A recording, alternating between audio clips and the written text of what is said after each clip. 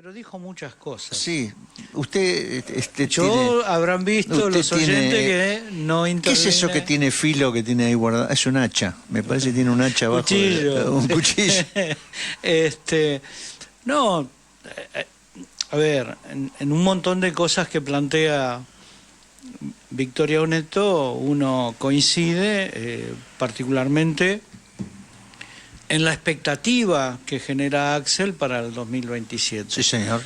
Insisto que los plenarios y las formas de organizar siguen siendo las mismas de siempre y que no ayudan a la participación protagónica de los militantes Comparto plenamente. Construir un programa y un frente que sea de lucha. Y los no acuerdos, es novedoso, no es nuevo. Los acuerdos de cúpula son un problema. Son un problema. Y ahí se nombra otra vez al inefable Massa, que yo quiero que alguien me explique cuál es el caudal electoral que puede aportar, porque desde el punto de vista político e ideológico su caudal no me interesa. Bueno, pero Massa no tendría el caudal de cargos, caudal de cargos que tiene, si no lo hubiera habilitado el sector de Cristina y Máximo. No lo tendría. Fue habilitado por ese sector, porque hay una intencionalidad del sector de virar el proceso popular hacia el centro. Eso es así. Y todo lo que usted decía irónicamente hace un rato de la reforma laboral... Cosa que no es nueva, porque este idilio entre Máximo y Massa de vieja data. Se viene dando desde el final del gobierno de Cristina. Sí, sí. Desde 2000, así es, 2015.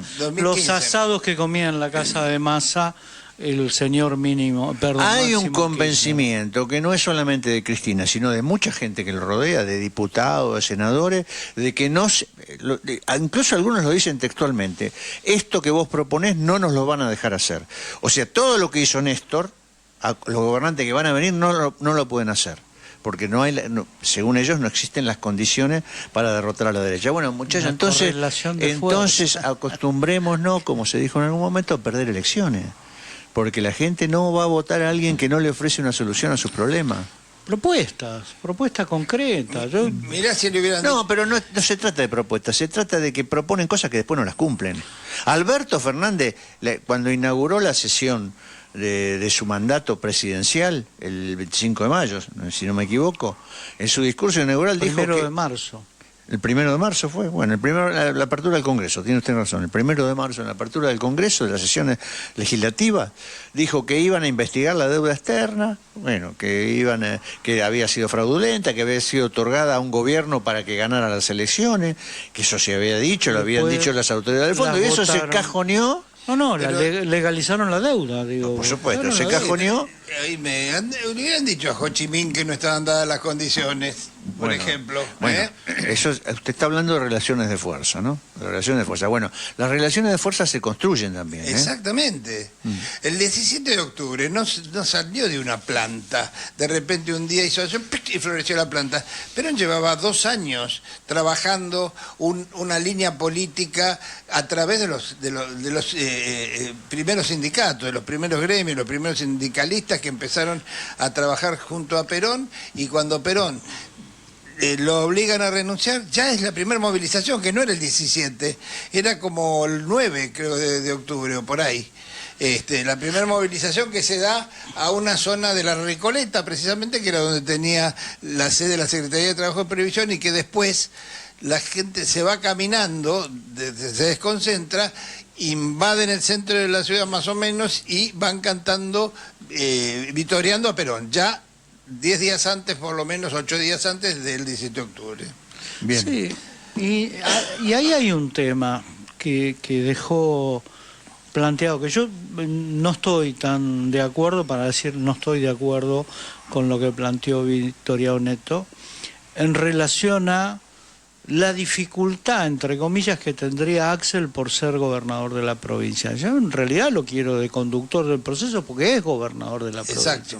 Si no, ¿por qué lo elegiría? Digo, pero yo le puedo contestar a eso. Conteste. El movimiento Derecho al Futuro, que es lo que se convoca se convocaba originalmente el 24 de mayo, pasó para el 31 de mayo, yo creo que tiene la intención de convertirse en la fuerza propia del gobernador. Después, las características de la construcción puede ser que no sean las que nosotros deseamos, ¿no? Puede ser que no. Pero es indispensable para confrontar con ese sector que integran Cristina y Massa, tener una fuerza propia. Yo creo que Axel no tiene todavía una fuerza propia conformada. Tiene que conformarla. No, es precisamente esto del 31 de mayo, es el puntapié inicial, porque todo lo que se ha hecho por acá, hasta ahora, digamos, de los grupos que acompañan a Axel, primero que no tienen solidez ideológica en cuanto no hay un proyecto que se esté manifestando medianamente esbozado, y por el otro lado porque no hay todavía una unidad interna dentro de los que apoyan a Pero Marcelo, a lo que apunto yo entiendo esto que dice Guillermo, lo que vos decís también, pero yo a lo que apunto es, yo, militante popular, ¿no?, elijo la conducción de Axel porque es gobernador de la provincia de Buenos Aires, porque tiene un peso específico, sí, porque fue electo 2 veces. Sí, pero digo, no es que lo elijo como conductor porque surgió pero de un fundamentalmente repollo. más que porque lo eligieron, por lo que él hace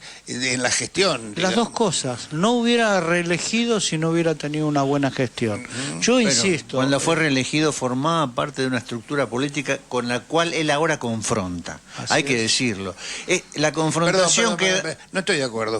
Ya tenía los enfrentamientos porque lo habían querido bajar a 2 años. La reelección. 2 años, Sí. 2 años Cuando antes. fue electo, sí, Guillermo. 2 años coincidimos antes le hicieron un golpe de Estado donde le sacaron sus mejores cuadros del gabinete y le pusieron otra gente impresentable como Insaurralde.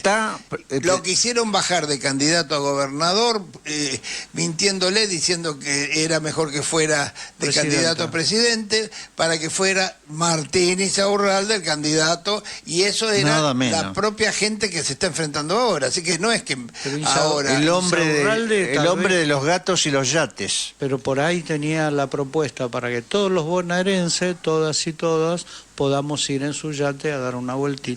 Yo dije que todos tengamos un gato. Volviendo a la seriedad del programa, Pascual, me extraña que usted, que es un hombre firme, me lleve por estos rumbos.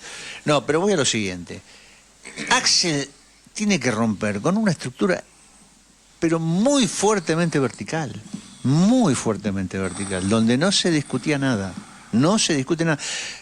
Ellos adoptaron algo que es muy raro, porque el verticalismo antes era un lugar donde ni siquiera vos podías ir, no había espacio de discusión. Acá hay espacio de discusión, vas a los ateneos, decís lo que vos querés, pero no te dan bola nunca.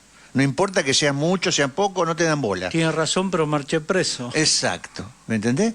Entonces, por eso la esperanza nuestra de Axel es que conforme una fuerza que no replique, que no sea la misma fuerza pero con otro líder, sino que sea una fuerza participativa, que incluya sectores que discrepen, sectores de la izquierda, porque la verdad que el cristinismo o el sector de la cámpora o los ateneos, como usted lo quiere llamar, se quedaron sin a la izquierda.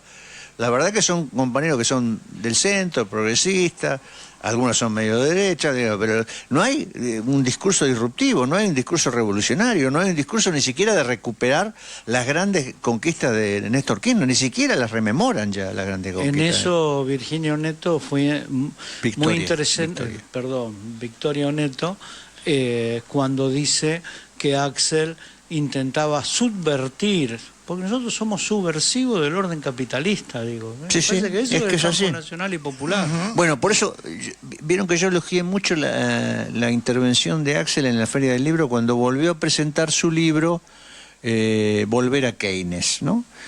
Fue una intervención muy interesante la de Axel, hay que verla, está en YouTube, búsquenla, no es muy larga, fue presentado por Pedro Saborido y había otra compañera que lo presentaba también.